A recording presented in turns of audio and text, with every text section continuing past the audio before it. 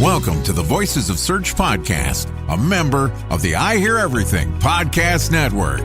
Ready to expedite your company's organic growth efforts? Sit back, relax, and get ready for your daily dose of search engine optimization wisdom. Here's today's host of the Voices of Search podcast, Tyson Stockton. Jumping in, again, my name is Tyson, COO at Previsible, and also a host on the Voice of Search podcast. So I'll be moderating the session today. We have Martha here. Martha is a fellow West Coaster coming from Vancouver. I learned recently that she spent time in Northern California driving a purple VW Beetle, which for me, being a Northern California native, I immediately thought hippie. Learned it wasn't exactly the case. We're talking Santa Clara, so not exactly that. But I also learned last night that she would go to my San Jose Sharks games to root for any Canadian team that they're playing against. Marta is also the CEO at Schema App, and her team has a booth out by the balcony out there, so be sure to come by and check her out, as well as her session later today. Oh, hey, it's me. Next up, we have Mike King. I think everyone here probably is aware of Mike. Mike has done most things in SEO. He has a book coming out, The Science of SEO. He's also put out a rap album. He also did a movie a couple years back at MozCon, and it kind of leads us to be what's next. Finally, we have Jordan Koene. I don't know where to start with this one. I've known Jordan for over 10 years at this point, and apparently I'm still learning new things about him. A couple weeks ago, I learned in Two Truths and a Lie that he sold his first car for $1. On eBay? Yeah, on eBay. And yeah, I've known Jordan for a long time, and as much as I love to give him shit, still learning from him and watching how he's able to operationalize and really rally internal teams to execute on SEO is super impressive. As I mentioned, scan the QR code, send us questions. I'll have them here on my computer, and I'll try to bring them into the session. We're going to hit through these three categories and then open up the floor for kind of lightning round where people can ask kind of whatever question they would like. So starting things off, I'm going to throw the first question out to Mike. And the question that we have here is going to be around how the industry is shifting. So, will Google continue to be the fundamental search engine in the next 5 years? Absolutely. Nobody's going to beat Google. And the reason why, unless our government decides to break up Google, no one is going to beat Google. It's not going to be OpenAI. It's not going to be any of these like Perplexity or anything like that. Because what you got to remember is that two things. One, Google has all the data, and their results are going to be refined based on years of, the amount of data that we have, right? Like we've all seen, or a lot of us may have seen in the DOJ testimony where they talk about 13 months of Google's click data is 17 years of Bing's data. Like that is not a small thing, right? And so unless our government makes it so everyone has access to Google's clickstream data, you can't beat them. And the other thing is that when you think about generative search, Google is positioned to win here because they have their own chips. They're not beholden to NVIDIA like everyone else. So they can basically sit around and watch OpenAI and Perplexity innovate and then steal those innovations, throw them on their search engine, and then watch those other companies run out of money.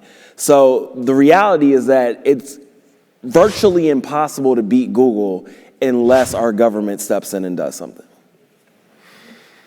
Now, Jordan, how about from your side? I completely disagree. I actually think that we're about 5 years away from having a real competitive set against Google. And in the DOJ case, Google's lawyers themselves said that we're in the most competitive ecosystem they've ever seen. So in 25 years, they haven't faced this kind of competition. And it's because OpenAI and all the other AI drivers are going to literally eat away share. Now, yes, they're not going to beat them at their own game in terms of data. That's not going to happen. But they're going to continue to forge relationships, whether it's with Microsoft, other players. One of the big ones that I think is super critical to think about is the amount of product search that happens, right? Here in the United States, 77% of product search is happening on Amazon. There's gonna be a whole array of verticalized players that build AI tools to help us buy products, right? That's where the death is gonna come to Google. It's gonna be through this complete erosion in all of these AI partners building relationships with data sources that create a verticalized search experience. So a couple other examples real quick, because this is a very difficult position to hold, right? Google's been dominant for 25 years. It's very easy for Mike to just say, it's gonna be Google moving forward. But the reality is that Google's been losing market share for the past decade. We just don't think about it the way that most others would, because what we look at is, we look at one data point. We look at the data point that is, Google owns 90% of the market. But that's if you're only thinking about conventional text-based search. But if you're thinking about video-based search, social search, if you're thinking about product-based search, they don't own 90% of the market. In fact, they've probably been shrinking for the last decade as Amazon and YouTube, which I know is owned by Google, but we can talk about that later, they eat away at the share of search that's happening on Google. There are better places to go and find things than Google, and it's going to become exponentially easier in the next 5 years. By the way, Mike, I'm with Jordan. Really? What? I didn't see that coming. Well, you know, I'll take it one step further from just thinking about search. Like, search is an answer engine and providing us service, right? Like, we're searching to get an answer or to like purchase something or to book an appointment. And to me, I think we're just gonna see an absolute fracturing, and it's not just gonna be in these big players. It's gonna be who can give me the best experience as a consumer. And I don't care who that is. And by the way, I don't even think that's gonna be on your website anymore. I think it's really just gonna be about like who can actually meet my needs, and then I'm gonna go there, because they're gonna give me the human experience that I need. And by the way, my data and the things that you all provide to help me get to that service point, that like point that I wanna get serviced at or get an answer at, you know, that's gonna be available through all these different systems. It's like, I'm like reliving the API world of 2014, right? You know, it's like all that again, but sort of like with agents, like with other ways to make that more effective and more productive. So I think we have to kind of step back and think of search in a much more macro way and think of ourselves as consumers as to how do we wanna have that experience. So I think Google will be a player, but I think we're gonna choose and we're gonna, you know, go into these really niche experiences. Let's talk about an interesting one. Let's talk about our own industry for a second. Look at what SEMrush has been buying. What's SEMrush? I never heard of them. So SEMrush has been buying up a whole bunch of very useful content assets in our industry, right?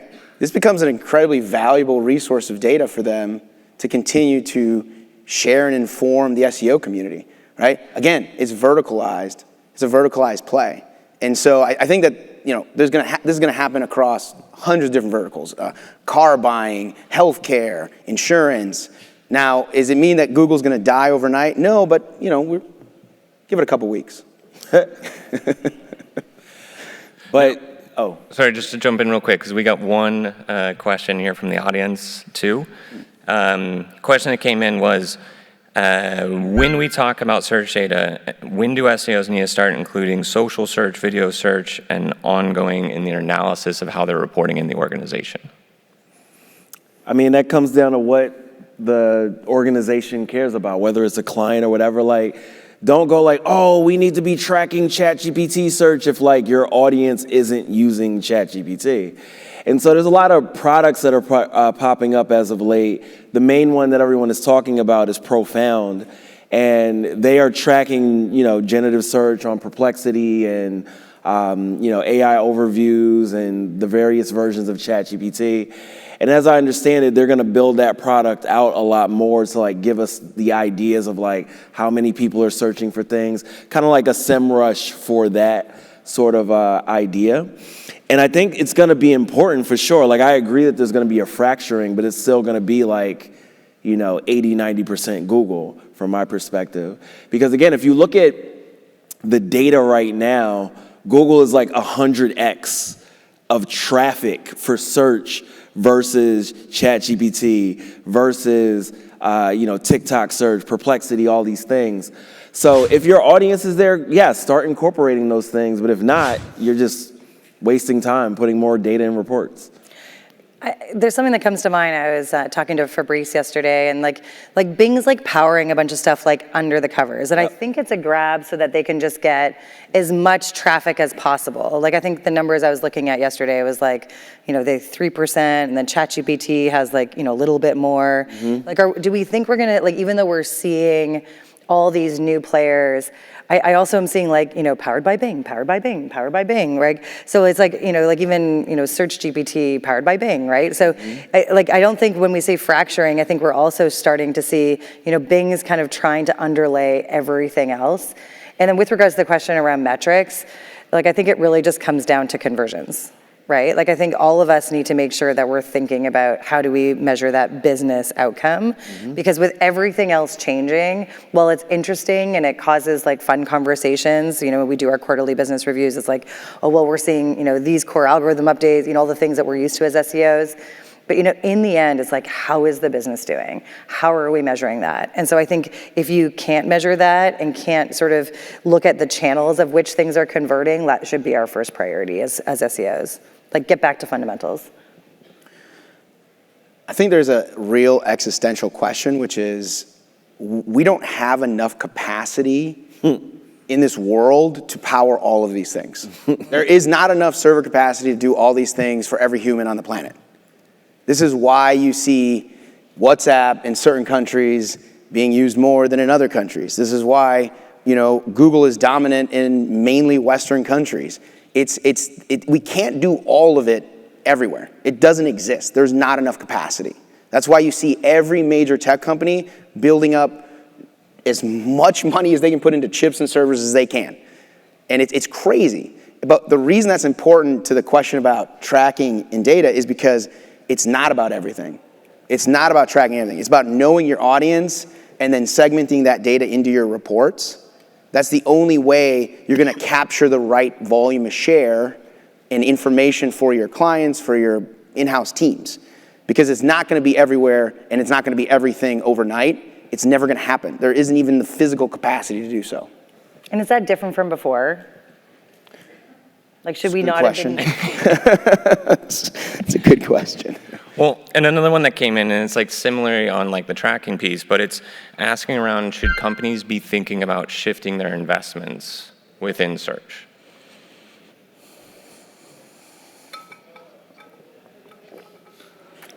No. Stay the course. Except if you're deciding whether or not to give it to me. I knew that was where my mind was going to, and I was like, how salesy should we be? This kind of goes to the skills area we were going to go to, and so maybe I'll just go there. I think one thing I love about SEOs, and I've only been in the industry for 10 years, right? So I'm like the newbie on the stage, is that you always have to have that growth mindset, right? We always have to be thinking, it's not failing, it's learning, right? It's what am I going to try next? We all have to be entrepreneurial, right? In thinking of what do I need to measure differently? What do we need to try differently? For me, that's the thing that will always be the same, right? In this new world. And so whether that be, you're trying something and that requires new investment because you're going to, really think about your data architecture, right? Versus just thinking about keywords. My session's next. I'm going to talk about content knowledge graphs. But that's a shift, right? But we're still doing SEO, right? Yeah. We're just learning new skills that we need to apply in different ways because the landscape is changing. But we've always done that, right? That's part of what makes being an SEO fun. That's a good. Or sorry, go ahead. No, I think it's going to be another one of those things where we kind of get saddled with this work. So think about social metadata as an example. Who is writing that? SEOs. Most times you don't have the content people thinking about metadata, thinking about structured data. That shouldn't be our job. But it is because no one else is doing it. And so I think what's going to happen, especially with like generative search, it's going to be like, well, how do we get into that? It's a search engine, you should know. Just like when people are like, oh, I want to rank better in Amazon. Okay, let's call the SEO people. Clearly they know how search works. So I think it's going to be a lot of that getting dropped on us because no one else is going to think about it. And then we're going to have to become like the generative search experts. But I also don't think that it's going to be as big as what we're making it out to be, right? Like I think that there's been studies on this. People actually prefer to learn as they're searching rather than just getting one answer. They prefer to like, okay, I've done this query, I read this first article, I know more, now I can read through a few more, and then generate my own consensus on the topic. So I don't think that generative search is gonna be like, it's gonna supplant, regular search. I think it's just gonna be another mode that people use, but it's not gonna be the main thing. We're the largest community of optimizers in the world. We are better at optimizing. Find a department in your company or at your agency that can optimize better than SEOs. Paid search people? Yeah, right. Social media people? Not happening. Don't even go into the traditional groups at any company because they don't know anything about optimizing. We're the greatest population of optimizers in any company or agency or partnership that exists. That's just going to transfer from Google, Mike, to other types of search engines. This sounds like a campaign. Are you running for something? That's good. But I mean, I think fundamentally, to Mike's point, and to the skills conversation we're going to talk about later, how we do that work, how we've been trained for the last 20 plus years to be the best optimizers of web pages, of OG tags, of schema, of internal links. We foundationally will use those skills and diversify those skills into whole new channels. Mm-hmm. The other thing we might think about is like, where do we invest our time? Like, I think that might change, right? Like, where we might, where you might spend your time in sort of the work and in sort of who you're teaching, right? That might evolve, I think, in this new world. Well, in that same vein, like, let's shift into kind of the skill set section of this. So with that, I would say, like, will we continue to use the same or similar tactics that we've been using in, let's say, the last 3 years? Absolutely. No, because a lot of it is right. When you think about how large language models work, it's statistics. Like the more they see these words in this pattern, the more it's going to appear in the language model. And so to some degree, because the web is the corpus being used, the more you're mentioned on the web, the more likely your brand's going to come up when someone's looking for something related to it. So it's still like a digital PR play. It's still a link building play and so on. But large language models are also really good at using structured data. So the more you provide that structured data, the more it's going to get used as well. So I think our skills are fundamentally still useful because at the end of the day, generative AI operates on the same tech of how search works. It's vector space and predictions based on that. So what we've been pushing into this has been valuable, and the way that it's used is very similar to how it's used in search. What's up, Andrea? I have a question on that. Okay. So fast forward 3 years from now, right now LLMs look at the web as corpus of training. But 3 years from now, don't you think that the web already now it's obsolete because it's a noisy data set, and so it will be very less relevant. So what is going to be, the training data set 3 years from now from large language model that provide an answer about your web? So for those in the back that didn't hear, it's really Andrea believes that the web is obsolete. And what's going to be the source for the language models moving forward? I think at some point we're going to get programs that are very similar to like Index Now, where, websites are just going to be consumed via APIs, and then that's going to be like the core data set that's being used.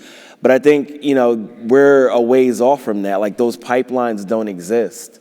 And to some degree, I guess OpenAI is creating that with all these deals they're doing with all the media sites, but it's not like, readily available for the most valuable stuff on the web yet. So I still think it's still like very similar skills that we're using as SEOs to like blanket the web with our messages, and then also, you know, create the linking to give the authority, which isn't necessarily used by a large language model, but at the same time, it's creating more pathways for that content to be found. So I think it's a very similar skill set we will continue to use. I would argue that we have data sets today. Like when you do your schema markup, like that's your data feed, right? Like if you think of it as that like data layer. And so when I think about how this is evolving, it's sort of, I really think SEOs are gonna have to understand data architecture more, like how is the data being organized, explained, you know, both for, you know, like, and how machines are consuming it and understanding it. While at the same time, you know, being really partnering so closely with content teams that are writing for humans. Because like you have to do both at the same time in a really interconnected way, now more than ever.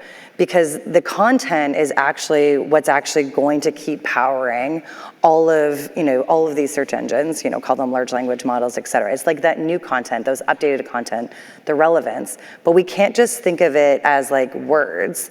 We have to then think of it in like, you know, again, like call it our API feed or our data feed. And so I think, you know, us, you know, continuously thinking of the two consumers regularly is going to be our new job. And, you know, that really means us truly understanding, you know, how do you, you know, structure data, right? And that's even like, well, what's an entity? What are the subtopics? What are topic clusters? What are humans going to want to ask about these topics that are coming next? And, you know, we were talking earlier about like, it's hard to predict that, right? Good news, like humans predict that, right? Like our brains are still better than machines and better than these large language models. So I do think this like kind of new skill development, this like new learning of how do we hold both the truth of being like human relevant and sort of speaking to machines is gonna be sort of a really new part of our job, and less about UX and less about web. I think Jordan, what's your platform? This is gonna start. You want to stand up so that you can like, you know, yeah, exactly. pontificate? Yeah, exactly. Make SEO great again. So here, I'm gonna take you down a journey, a little weird journey to 2009. I built a website with my brother. It was about Green Bay, which is where I grew up. And I will admit it now, we scraped a bunch of other websites to put the content on this website. That is how we built it. And talking to my brother about this, and I'm like, hey, you know, we gotta set up this thing called Google Analytics on this so we can see what's happening. So to answer this question, because it's a really good question, this all starts with Google Analytics. Why? Because all of you are lazy, myself included. We're lazy because Google Analytics is free, it's easy, and up until about 2 years ago, it has been pretty damn reliable. And then when it comes to data, that's where data starts. It starts on what the F is working. What the fuck is working on my website? And Google Analytics for the past decade has given us that information. It has stopped doing that.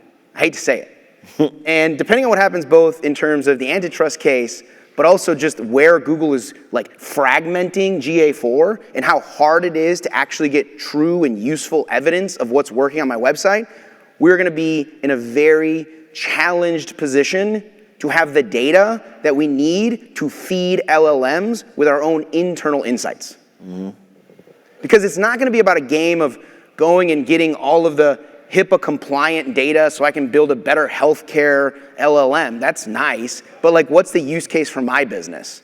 Or getting all the insurance information that exists on the planet so I can build insurance articles. That's also not useful. I have my own data. You have your own data. You all have data already. But how do you actually make it useful to feed the LLM something that is going to create an output of value? That's the piece, that's the recipe that we're all looking for. And I think that, bringing you down this journey back to 2009, it really starts with the fact that we're not getting anything useful anymore out of GA. And until that changes or we figure out a better solution as an SEO community and as a content or even business owner, we're gonna be in trouble because we need to figure out a better way to measure what's happening. Can I take it, like the other thing I've been thinking about is like, you know, we've had this agreement with Google for a long time of like, I'll give you content, you give me clicks. right?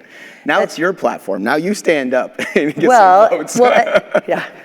And then but then they made a deal with Reddit, right? So they are like, Did everybody buy Reddit stock? You should have. And I'm about to short it in about 6 months. So so then they buy Reddit, right? So like new data source, but they're like providing some preference to Reddit. That's in the search result. And then I don't know about you, but like we're getting less clicks, but they still need our content, right? Like they still need their content in order to do search. And so like, this unspoken contract that we've had with Google on like how this works as an exchange of value, to me is like changed drastically. Like just over the last, like I would say even 8 months, right? Like we've seen it, I don't know, people like everyone's like seeing it. It's like, okay, well I'm getting more, I'm still getting conversions, but if you're even trying to pitch to executives on how you're doing in your SEO job, like the story's hard to tell right now. Yeah. What are your thoughts on that? I've taken over your job, by the way. No, I mean, yeah, they've certainly broken the contract. So the thing, you guys have seen Notebook LM where you can like upload a document, it generates a podcast. As I understand it, Google was originally going to put that in search, but the engineers revolted. They were like, absolutely not. This will ruin the web. Because if you can just listen to everything as a podcast, like why would you go to anybody's website? I read. Exactly. So I think that Google is definitely misaligned with the incentives of the web. And as we're seeing with like a lot of these smaller sites that are going out of business, it's ruining the web. So, I mean, frankly, they've got to do something about that. It doesn't seem like they are, though. Yeah, the other thing like I'm seeing is, like all those businesses, probably 2009 and over the last decade, aggregator sites were like a big piece, right? Like I'm going to bring all this information together for you. And like, to me, that's just done, right? I mean, I'll add one thing to this point, and then I'm sure there's other questions, and maybe you all have questions, but like, who here has ever tried to take a page out of Google's index? Go ahead and raise your hand. Who here thought it was easy to get that page out of Google's index? No. Exactly. Oh, The bat phone, right? Yeah. It's my king. I mean, I think that there's a reason why Pac-Man keeps eating. And it's just like, they're not going to let go of anything that they have. Yeah. The greatest asset they have is all of our content. Yep. And the greatest tool that we have as SEOs is how we limit or control or define what content they get. That's a tricky journey that we're on now. Absolutely. Right now. Well, with that, like, let's go back a little bit to training. And so this was a question that came in that's been voted up a few times. And it says, our site has unique product/content from 25 years. We're blocking from all AI from accessing and training on our site. Is there a reason we'd want to open it up? Yes. Because generative search is a branding channel. As is, because someone being like, oh, what are the best basketball shoes for flat feet and you're Nike and you don't show up, that's a problem. So I don't encourage anyone to block these bots if they care about like people still thinking about their brands. Because even when you think about featured snippets and the AI overviews, people are like, oh, I don't want to be in there because I'm going to lose traffic. But you're also going to lose mind share. Like, organic search is a branding channel. We only think of it as a performance channel because that's how we're wired. But there's plenty of brands that are just like, I want more featured snippets. Because when you think about checking accounts, you want to see Chase there and things like that. So I think that anyone that's blocking those, that is like, I don't want them to steal my content. Well, they're going to steal your mind share if you don't. Well, and consumers are going to choose, right? Like we talked about this in like the fracturing landscape. So figure out where, your customers are going to be living and breathing, and then you've got to show up there, right? Absolutely. If you're not regulated industry or have some sort of sensitive data, you should be opening it up. It's that simple. If you've got like PII or something else that could be misconstrued or built to be defined as personal or sensitive data, you should just open it up, right? I mean, in this example, it's a product or product-based company. So clearly you should be like opening up any LLM to access your content and your pages and use it for training, because otherwise if they don't train with it, to Mike's point, like how are you going to know what product is better fit for what example or use case or prompt? Yeah, the other thing I would say is that I lost it. I got something. So the other piece is like when Oh, you got it? You want to go? Yeah. So if you syndicate any of your content and then you're blocking it on your own site, it doesn't make a difference because the syndicated sites may not block it and you're in there anyway. So it's like, it's a Pyrrhic victory to be blocking these bots. Right. Where I was going to go is that I think now more than ever we have to be differentiated in what we offer.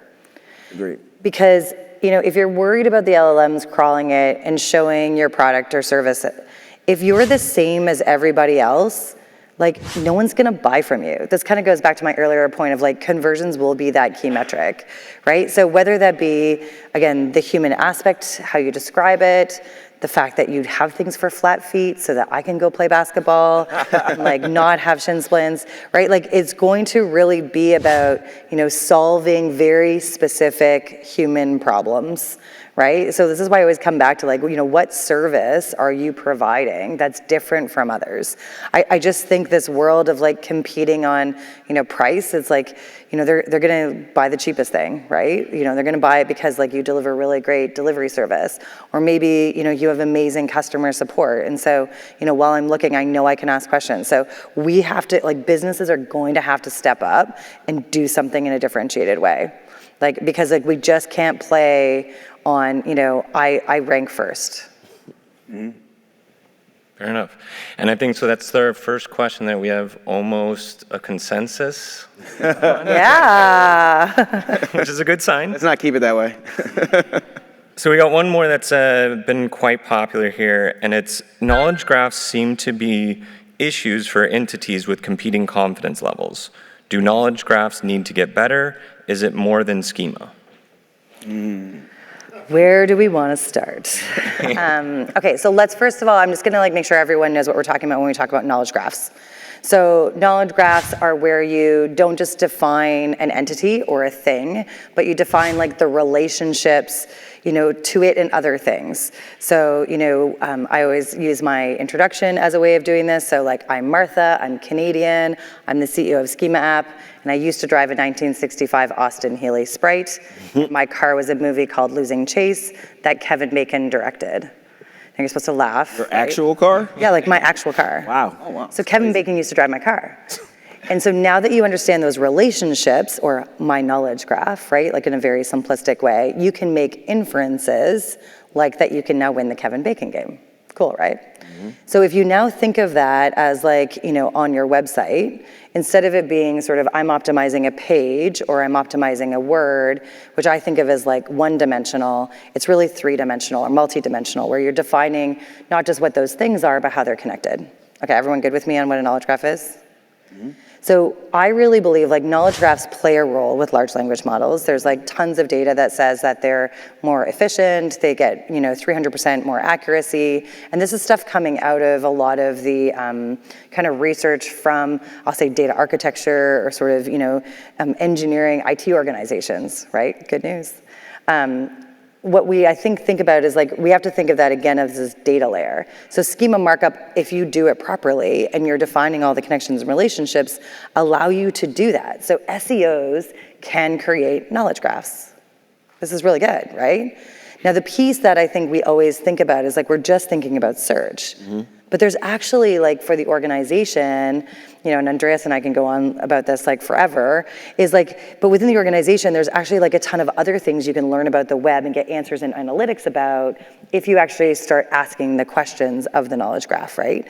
So I think when you say like, are they important for large language models? I would say yes in search, and sort of as your organization is trying to mature and kind of raise their level with regards to what they need to know about the web data or their marketing or their content. So I think that's the piece that I always try to kind of go beyond is don't just think about search, right? Like this is now your marketing data layer that can be used for lots of other things. So, large language models and efforts might be sort of, or agents might be happening in other areas of which now this is your data source. So that's like to me where I kind of extend, I don't know if I answered the question, but that's sort of where I think about knowledge graphs. The problem is that everybody thinks though of knowledge graph or these concepts as a database. It's not a database. You have this thing here and it's related to this thing, or it's this one line, and maybe that whole set of things are related to one another, and then we're gonna go create another one. But like, that's busted. Like if that's the way we keep thinking, we're gonna fail. If I look at most schema, structured data, or even the social tags on most websites, it is literally built like a database. There is no relationship or connection points of why that page should be part of a user journey or why that page was built in relationship to the homepage of this site or other aspects of that business. And so I think the biggest failure we have in terms of evolving the concept of knowledge graphs and relationships is our inability to think of them as useful, practical, creative tools. There's a lack of creativity in our industry today when it comes to the concepts of knowledge graph and structured data. There's like zero creativity. We just try to do 1 + 1 every time. Yeah, and it's not a tactic, it's a strategy, right? So we got to stop thinking of it as like, I'm just doing this once and like, this is the one way. True. But it's a strategy on managing data. You can change it. Right? You can change it all the time. How many times have people changed their schema here? All the time. I'm sure most people here haven't changed it in 5 years. I mean, that's probably the standard average right now. Yeah. With that though, I want to transition and give a fair amount of time around like the skills, because most of us are here to progress our careers, be better at our jobs. And I think one thing that a lot of people are asking is, how will AI change the fundamental skill sets of a good SEO? I think continuing on the structured data, knowledge graph thing, we have historically provided structured data just to get like rich results, star ratings, things like that. Yep. That's done, right? Or to get like You still get a higher click-through rate from those. Sure, absolutely. And. But there's value in going beyond the vocabularies that just give you rich results. Like we're discussing, these large language models will consume everything. And so if ultimately you're just marking up like, oh yeah, here's my aggregated rating and whatever, but you're missing out on other things that are indicated in this content, you're missing out on opportunities to use that and give it straight to the large language model. So I think one of the things that we should do as SEOs is revisit schema.org, like the actual website. It's been redesigned since you last looked at it. It doesn't look like it's from 1980 anymore. Yeah. It's so exciting. So I would encourage you to like really read up on more of those vocabularies beyond the ones that Google has in its documentation and start using those. I think the other thing, and this is sort of generic, but like we have to get really curious. And Mike, I think you've done a great job sort of inspiring us over the last year as you've gotten like curious into your work and into your book. And so I think like we have to just like keep asking why. And so I think the other skill, I sort of get my team to kind of think about this. And frankly, I'm also working on is like, why is Google doing it that way? Or like, why is Perplexity trying to do this? And, a lot of it I try to do is like, why are they doing that for the business, right? Yeah. Like, I think like the whole idea of like, follow the money. Because I think I've found some interesting insights as I not just understand the technology, but I understand the business decisions as to why these companies are acting this way, are going, in this direction. I think that's a piece that all of us have to keep getting really, really curious about, and not just reading kind of what comes out of Google, but like really broadening who we're reading. Yeah. And so whether that be, again, I've read more papers that are from like, again, data architecture conferences. They're really long and sometimes a bit dry. LLMs are good for summarizing them. Very dry. But then also it's like, well, what are other industries doing that perhaps, we can learn from and sort of, integrating that knowledge together. So I think like getting really curious, but in not just with the same people, but like that diversity of opinion to help us really make sense of it and come up with a novel opinion. I think the other thing here is that our mental model of how search works, like as an industry, is very outdated. Like we're still all talking about things from like the lexical search model. Google is doing a hybrid between semantic and lexical. And everyone's like, yeah, your H1 tag is this and your page title is this. Like it's measured so differently now. And what we're doing, like a lot of our tools don't make sense for how Google currently operates. So I think we need to hold our software companies accountable to like, not being 12 years behind Google. Yeah. I think we need to do a better job of surfacing insights that give us a better understanding of what Google is doing. So as an example, with the leaked documents, one of the things that they have in there is like the site focus score, and they're comparing the embeddings from a page to the core site embeddings, and then saying whether or not this piece of content is related to the rest of the things on the site. So I think that's like a metric that I would like to see from, the SEMrushes, the Botifys, and things like that are crawling the whole web anyway, and have the capability to do this because it's all available via open source. So I think, just us leveling up our understanding, reading more from like the computer scientists that are writing about the stuff, people understanding the concept of retrieval augmented generation, which powers all of these generative search engines. And then, basically they're vectorizing all the content, breaking it into chunks. The most relevant chunk is fed to the language model to generate the response. But we're not talking about that enough in our space. We're still talking about like TF-IDF and shit. So it's just our opportunity to like level up right now. I got one more that came top of mind. So I was talking about, remember I talked earlier about like, I do think content teams have some gems. When we talk about like entities and topic clusters, in the content world, this is about taxonomy. They've been doing this for a long time. Like people who are in library sciences or sort of are just like content writers and thinking about data organization, they can actually teach us SEOs a lot about, entities and how we're thinking about topic clusters, where all this, the areas you're talking about, where that comes into practical application.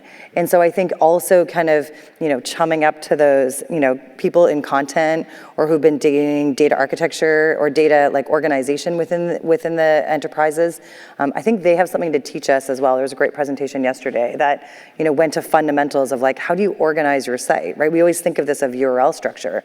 Well, guess what? That's also like how it then breaks down sort of within to content structure. So that would be the other area to get curious on. And I want to circle back to a piece earlier on tactics versus strategy. So one of the questions that came in is, how do managers coach SEOs up to stop thinking about things as tactics versus strategies? It seems to be a bigger mind shift. We don't ask enough questions. Yeah. We just don't ask enough questions, period. It's an endless cycle of us trying to either recite something that's in a Google document, which usually is either A, outdated or utterly useless to the business that you're working with. No offense to Google's documentation. Very kind people that work on that. But the reality is we just don't ask enough questions, both from our internal stakeholders as well as the expectations that we're trying to achieve. Like, what are we trying to do? Yeah. And so I think it really starts with rethinking our mindset around questions. And, the crazy thing is that the one beauty of where AI is going is it is entirely a question-based experience. So I really hope that this whole utility of ChatGPT and Gemini forces all of us to be really good at writing questions, because then hopefully we'll be really good at asking questions. It's a great training tool, right? And it's a great training ground for all of us to become better at defining how we go into a conversation about SEO. But conversations should never, ever, ever go like this. Hey, Google said, and I read that Google said we should do this, and if we don't do this, it probably means we won't get traffic from Google. That's a really shitty way of starting a conversation with any partner, because it diminishes the whole ability for all of you to be creative. And that's the second biggest weakness we have, is a huge lack of creativity. So if we want to be strategic, we got to ask the questions. If we ask the right questions, then we can get to the creative solutions, because no solution is binary. And so I think that ultimately are the two things that we're missing to be strategic in our SEO conversations. In the SEO space, we have a checklist culture, right? Like, yes. And I'm gonna imagine a lot of y'all are gonna go to sessions and you're gonna be like, oh, there's no actionable insights in some cases. In other cases, someone's gonna give you a list of things and then say like, oh, do this, this, and this. And you're gonna be like, it's the best talk ever. But the reality is, people don't pay you to go get Google documentation or get a report out of SEMrush that says everything on the website is on fire. It's all about contextualization. Yeah. What are the things that are going to move the needle for the overarching marketing mix? Like, don't come in and be like, hey, you don't have enough content on pages when like the play for them is not content on pages, right? Maybe it's like a e-commerce site that needs to have like bigger images. I'm sure we all had that fight at one point or another, but the brand is trying to do what the brand is trying to do. And we also have a lot of information to indicate that it doesn't have to be longer content for it to rank. So it's really about what are the things that need to be fixed here, and then how does that align with what we're trying to do as a bigger picture, effort, right? And what we do in SEO is be like, oh, well, these title tags are less than, or more than 60 characters, and your meta descriptions are longer than 155, not thinking about the fact that meta descriptions often don't get shown anyway. Right. So you've really got to contextualize the information that you know about, like how to have this perfectly optimized page, and then align it with what the business is trying to do. That's when you're going to get strategic. It's not when you're like, here's my 1,000-page SEO site audit that covers W3C validation and all this other text-to-code ratio bullshit that doesn't even matter. It's about what are the things that we can get the business to do to move the needle, and then get further investment to do bigger things once you've built that trust, but in alignment with what that brand is actually trying to do in the marketplace. That's right. The only thing I would add is like we have to redefine what's done, like how we define done. Yeah. Right? We're not done ever, by the way. That's what makes us fun. So the tactic is just like a thing to try today, and the mindset of like, what am I going to learn next? Does it move the needle? That's all. And then if we do that, then we'll be more strategic. And so with that, I feel like we're asking more of the why we're doing certain things and looking into the reason in which we're doing that. But as far as like transformative skills that you would encourage people in the room or people that would listen to this, like where should we be investing to prepare ourselves for this next chapter in SEO? I really, I summarize this as like use your brain. and I know that sounds funny, but the people who, I see as being most strategic are people who are getting curious, right? Asking hard questions, and then forming an opinion, and then sharing that opinion with open ears to hear how they can learn to then evolve their opinion to get to that next place. So it means you have to go in humbly, that you're not necessarily right, that like you have an opportunity to learn, but it also means you have to do the hard work to like actually read and form an opinion, which isn't going to just happen by doing, the things on your checklist. It means you're listening to different podcasts. You're, calling up a friend and saying, hey, Jordan, let's get on the phone. Like, I have some questions. Like, what are your thoughts on this? Or, whether you meet someone in the hallway being like, what do you think about this, right? And really listen with curiosity. Like, that's when I gain the most. But it comes with like being, again, it's like kind of like humbly listening for opportunity to learn, because like there are so many bright minds and so many different perspectives. In fact, a client of mine taught me something new this morning over bagels, right? Because I was just like, how does that work in the US? Like I was asking about healthcare, and and it was You were asking about bagels. No, I get bagels. I speak bagel. But it's so fun, right? And then like I feel enriched, and then I get to give back and ask a question to learn more. So I think it's sort of like getting out of also this busy mode and really being present to have those meaningful connections. Yeah, I think there's something I want to jump in here on real quick, Mike. Don't forget it. I won't. Okay. No promises. I have this saying that I use all the time. You can't fix stupid. But I was talking to Louisa from ESPN yesterday, and she turned me on to something new, which is simple isn't stupid. And so, like, there's a lot of, like, beauty in just, like, the easy things, but having conversation about them. We just choose to not say anything because we think, that's just simple or that's basic or whatever. But there's a lot of value in the conversation to form the opinion, to define the next question, to figure out the path forward. So there's a lot of beauty in the simplicity of things. So I'll give you an example. I use ChatGPT a lot. I'm sure all of you do as well.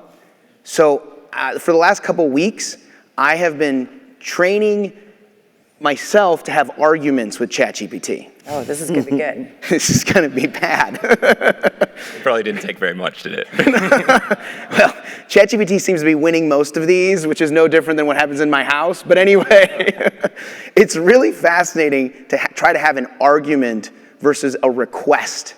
Because 99.9% of the time when we go in to ChatGPT, we are asking it to do something for us. Try to have an argument. Try to fight about something with ChatGPT, and you will come to find out that the responses are not exactly what we expect, okay? So anything from like, I disagree on this particular city or this place or this type of food. I don't believe that your response is accurate on this. Flat Nike Air Jordans, whatever it is. Have an argument, but keep prompting the argument. That is the key to actually becoming good at asking questions. You're fighting with ChatGPT, which is illogical, let's be honest. But that is a very valuable skill because it refines your ability to think on the spot, refine that next question, take the next path. So just an idea there. We can practice at the break, like find someone and ask questions about simple things, right? Everyone game for that? Like, let's try it. Look, SEO is the little kids table. We all know it, right? And to some degree, I kind of blame the OGs for running around and being like, yo, it's free traffic. And it really devalued what it is that we do. And with generative AI, this is our opportunity to get up from the big kid or the little kids table, because we have this opportunity to shape this thing and people already think it's very valuable. Mm-hmm. So I think, it comes back to some of the basic things, business cases, soft skills, right? Like being able to put data in front of people to say what these opportunities are. And then again, aligning that with the strategic values that the brand and business have. And then you can stop charging like, I don't know, I've seen some of y'all rates, it's crazy. It's like $1,000 for an audit or whatever, like cut that shit out.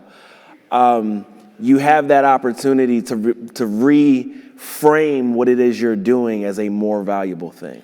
Mike, what are some, and maybe Jordan, the two of you, like what are some of the fun conversations you're having with executives that like is getting them excited? Like for me, I'm having so much fun with digital teams, helping them articulate, I work in schema markup, but like how this is strategic for the business to future-proof them for this like changing world.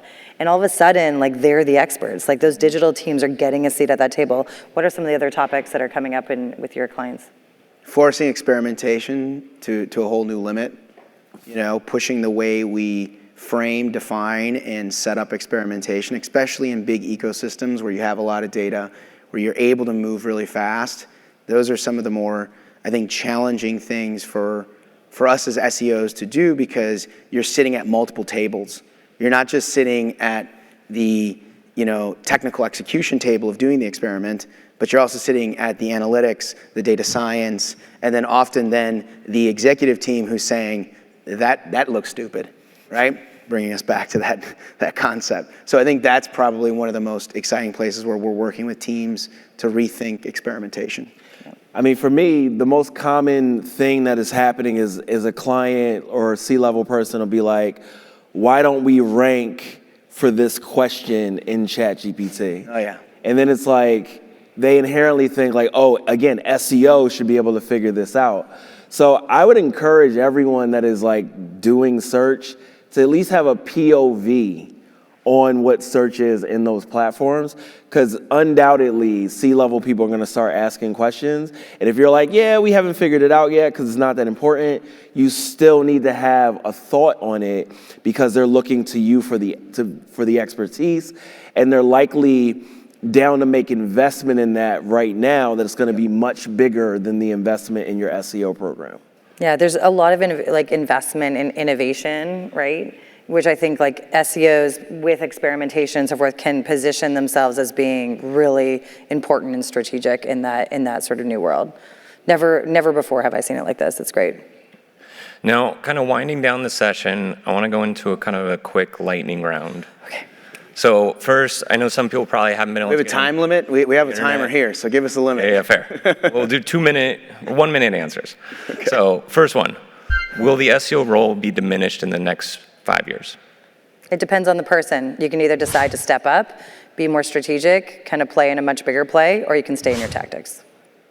If you're at a manager or higher level, you're going to have a whole new title in 3 to 4 years.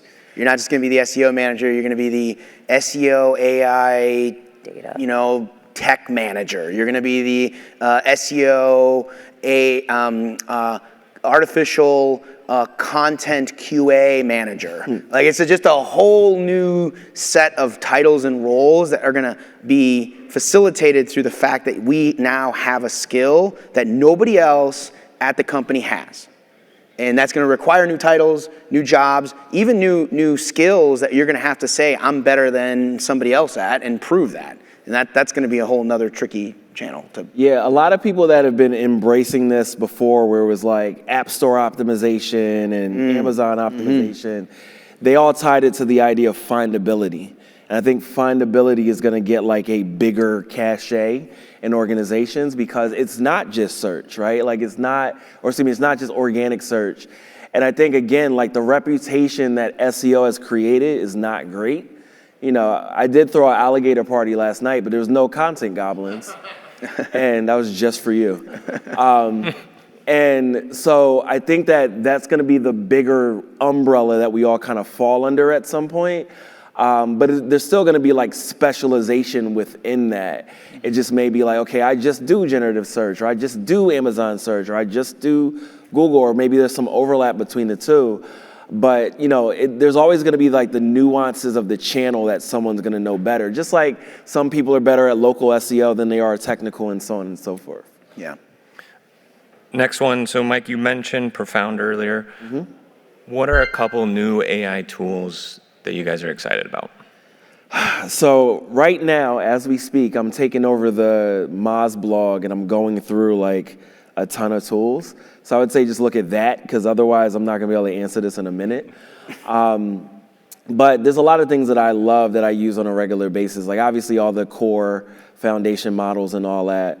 I really like Replit, or maybe I'm saying it wrong, Replit. They have this thing that JR just put me onto where you can just describe the application that you want, and it not only creates it, but it also deploys it for you as well. So like I'm more on obviously the technical end of these things. But I've also seen things like UX Sniff, which is kind of like a hotjar, but they also do analysis of the videos. There's like, this is one tool called Respana, which is kind of like, I don't know if y'all are familiar with Pitchbox, which is also a great tool, but Respana has generative AI built in, so it can like automatically answer emails for you and things like that, and also automatically personalize them. But again, I can go on forever. Just check out the blogs on Moz from me.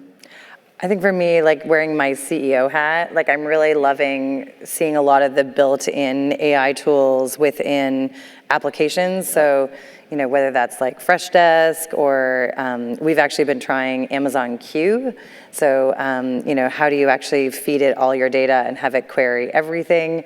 And so I think I'm having fun just like seeing how it's literally taking, you know, hours and minutes out of just like the tasks we do every day. And so that's the part, I know it's like really boring and not that sexy, but it really is like giving time back to each of my team members. And so that's the part that's bringing me joy. And I would say like most of you, like the tools you're using every day, like there are things that are, you know, whether that be just even Google Workspace and others, like it can draft your emails, it can do these pieces. So, you know, I'm loving just like the time I'm getting back because that's quality of life. I'm loving the new Apple commercials. I think those are freaking hilarious. Because the iPhone hasn't changed in like 5 years, but that's all I watch is just commercials. But I mean, the iPhone hasn't changed in 5 years, so let's be honest, the only thing that they can do is say, I can send my boss an email easier. So that's the new feature they got. Amazing, thank you, Apple. But I mean, foundationally, I think from an AI product standpoint, I mean, you mentioned a couple of them in terms of like UX Box, like being able to like see heat maps and data and analytical data. And there's a bunch of others, like there's native AI, which is like it helps you like build your own infrastructure on how to capture performance data on your websites. These are the ones that I'm super excited about because that's where it starts. If you don't have the insights on what's happening on your website, then you don't know what to prompt next. Yeah, I'll give you a couple more. So there's a tool called Promptitude, which allows you to like upload your own content, and then align it with different prompts, and then different language models, and then you can generate content from your own content. Also, yeah, I think to Martha's point, like everyone's integrating this stuff, and generative AI has like a content strategy problem. Like it's not just like what tools are available. You also want to get consistent outputs. Yeah. So when you've got things that are already integrated, whether it's like WordPress or Google Docs or whatever, it's a lot easier for you to augment those workflows and then have everyone adopt them than it is to be like, yo, use this new tool. So like rather than using Midjourney, we're more likely to use, the stuff that's native to Adobe's products and things. Sure.